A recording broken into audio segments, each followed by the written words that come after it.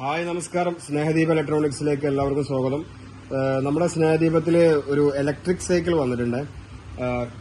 കൾ സ്പോർട്സിന്റെ ഒരു ഹെർമിറ്റ് എന്ന് പറഞ്ഞ മോഡല് 27.5 സൈസ് വരുന്ന ഇലക്ട്രിക് സൈക്കിൾ 2 പീസ് സ്റ്റോക്ക് വന്നിട്ടുണ്ട്.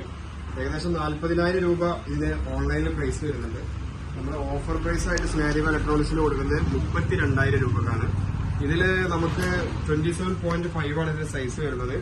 ഒരു അറൌണ്ട് 35 കിലോമീറ്റർ ഒരു 1 ചാർജിങ്ങിൽ നമുക്ക് ഇതിന് മൈലേജ് കിട്ടുന്നുണ്ട്. കമ്പനി പറയുന്നുണ്ട് 25 കിലോമീറ്റർ പെർ ഹവർ ഇതിന് സ്പീഡുണ്ട്.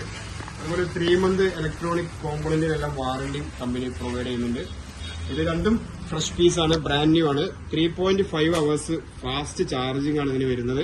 36 വാട്ട്സിന്റെ ചാർജറും അതുപോലെ 250 വാട്ട്സിന്റെ BLDC മോട്ടറുമാണ് ഈ ഒരു ഇലക്ട്രിക് സൈക്കിളിന് നമുക്ക് വരുന്നത്.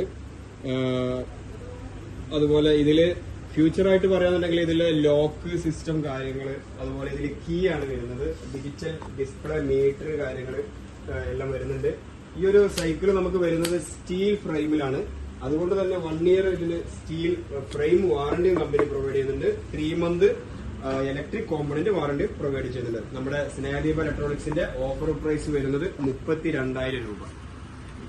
ഹലോ, നമസ്കാരം. ഇത് ബാറ്ററിയിൽ വലിക്കുന്ന ഒരു സൈക്കിളാണ്.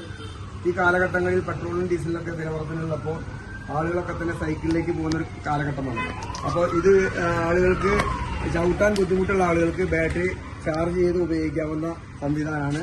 ഇത് പല ആളുകളും ഇത്തരം സൈക്കിൾ ഉപയോഗിച്ചുകൊണ്ടിരിക്കുകയാണ്. ഇത് വിപണിയിൽ നമ്മളുള്ള സ്ഥാപനത്തിൽ സ്നേഹദീപത്തിൽ ചെയ്യുന്നത്. ഹലോ, നമസ്കാരം. ഇത് ബാറ്ററിയിൽ വലിക്കുന്ന ഒരു സൈക്കിളാണ്.